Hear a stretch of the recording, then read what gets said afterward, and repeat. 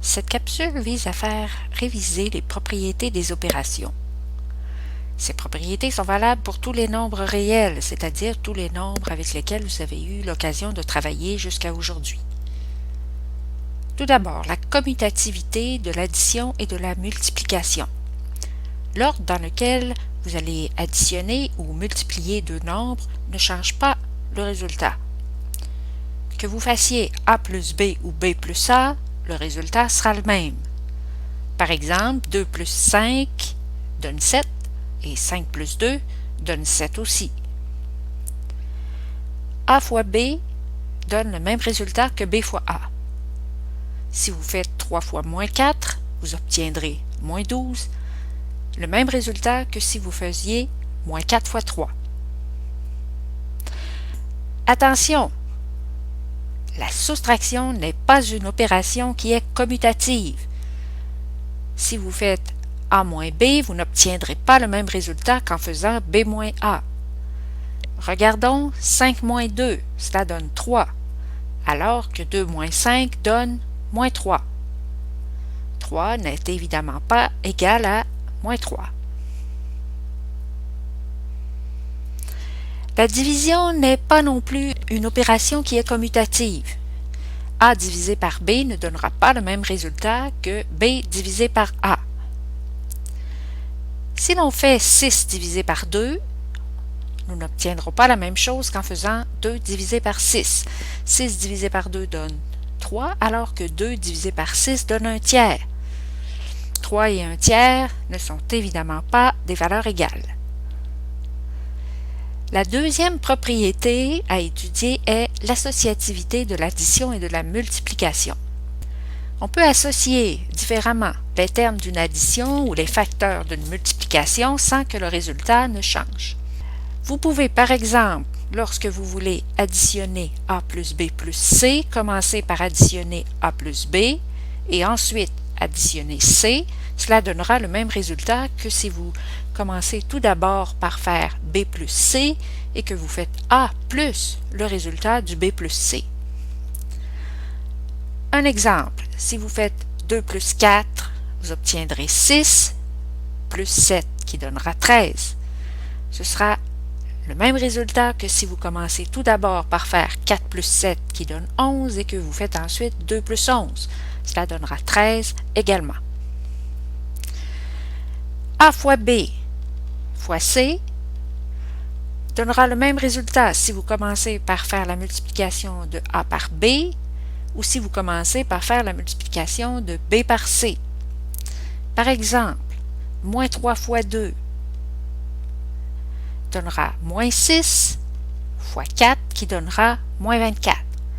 Vous pouvez faire tout d'abord 2 fois 4 qui donnera 8, moins 3 fois 8 donnera aussi moins 24. La troisième propriété que nous regarderons sera la distributivité de la multiplication sur l'addition et la soustraction. La multiplication se distribue sur l'addition et la soustraction. Par exemple, si vous avez A multiplié par B plus C, cela fera le même résultat si vous faites A fois B et que vous additionnez ensuite ce résultat à A fois C. Un exemple, si vous voulez faire 2 fois la somme de 3 et 4, vous pouvez faire 2 fois 3 et additionner à ceci le résultat de 2 fois 4.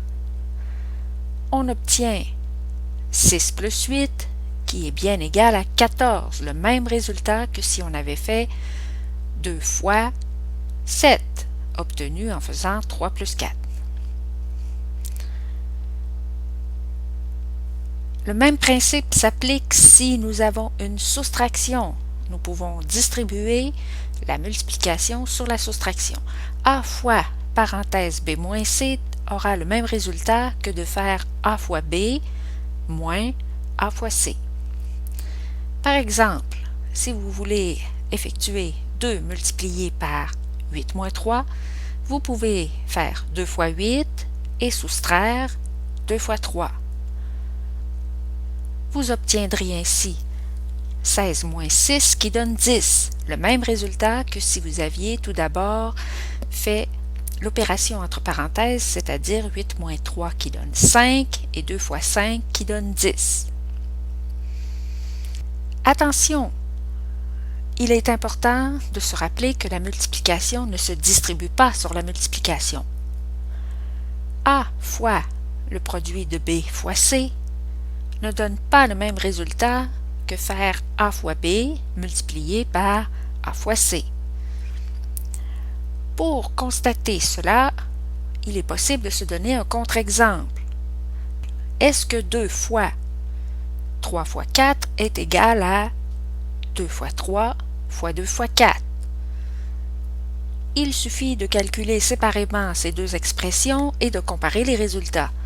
2 fois le produit de 3 par 4 donne 2 fois 12 en respectant la priorité des opérations et cela donne 24.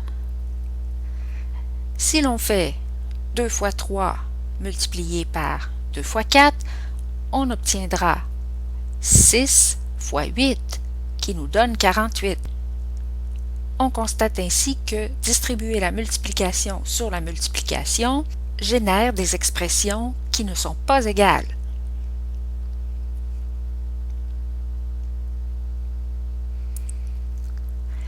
La multiplication ne se distribue pas non plus sur la division.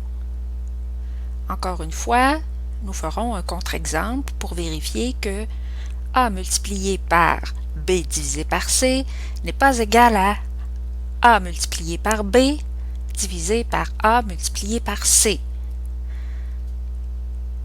Prenons 2 fois 8 divisé par 4. Cette expression est-elle égale à 2 multiplié par 8 divisé par 2 multiplié par 4? Voyons, 2 multiplié par 8 divisé par 4 donne 2 fois 2, en respectant la priorité des opérations et en faisant tout d'abord le contenu de la parenthèse. On obtient ainsi 4.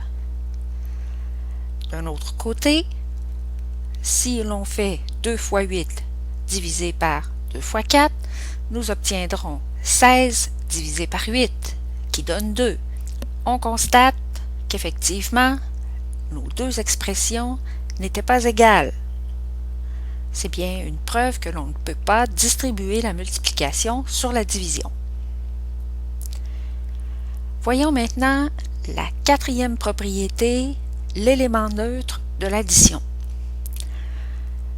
L'élément neutre est tout simplement un élément que l'on ajoutera à un nombre et qui ne changera pas la valeur de ce nombre-là. En ce qui concerne l'addition, il s'agit de 0. 0 plus A donne A plus 0 qui donne bien A. Avec un exemple numérique, 0 plus 6 est bien égal à 6 plus 0 qui est égal à 6. Même si on a additionné un nombre au réel 6, sa valeur n'a pas changé.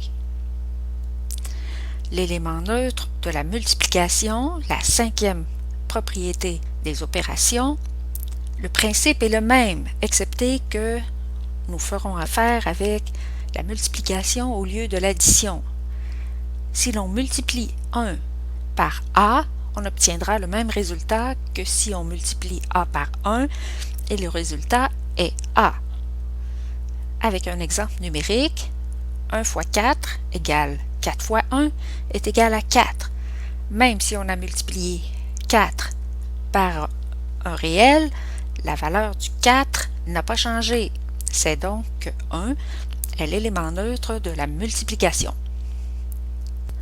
Voyons maintenant la sixième propriété des opérations, l'élément absorbant de la multiplication. 0 fois B égale B fois 0 égale 0. Il s'agit ici de 0 qui est l'élément absorbant de la multiplication. Que l'on multiplie 0 par n'importe quel réel, on obtiendra toujours 0 comme résultat. Par exemple, 0 fois 7 égale 7 fois 0 égale 0.